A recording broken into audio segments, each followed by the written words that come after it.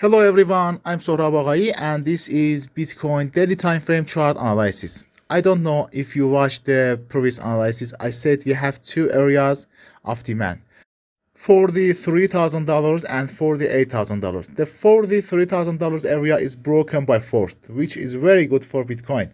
It was a good storm start. Now we have to wait and see how it moves toward for the $8,000. Friends, for the $8,000 is very important area. Why? I tell you, it may not be possible to cross the $48,000 area in the first attack. There are sellers in this area that have considerable power. The type of candle form in the red area can determine the next moves. I have written some scenarios for you that I will tell you. Number one, if our move to $48,000 is not a strong move at first, that is, candles are formed which initially say that buyers are tired. It has two parts. Part one, if there is support in the next candles and we have a close in the shadow range of the previous candle, then we can say that the power of buyers is increasing and green days will be on the way. Part 2.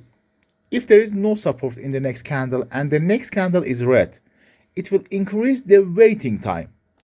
Things will get worse if the red candle has a long shadow on it, or if it can break the floor of the previous candle. Number 2.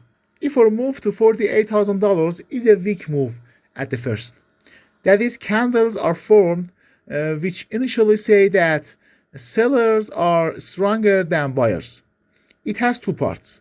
Part 1, if there is no support in the next candles and we have a close even below the low of the previous candle, then we can say the power of seller is increasing and red days will be on the way. Oh my god, I don't want to think about this at all because it is not a good thing. Part 2, if support is seen in the next candle and the next candle is green, this will also increase the waiting time.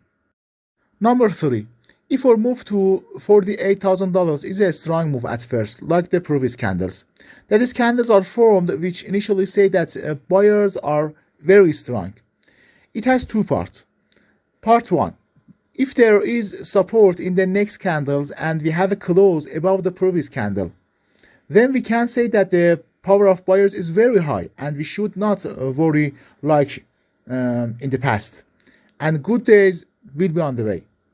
Part 2, if there is no support in the next candle and the next candle is red or weak, this will also increase the waiting time, but we can still know the situation well and consider the next moves as small corrections.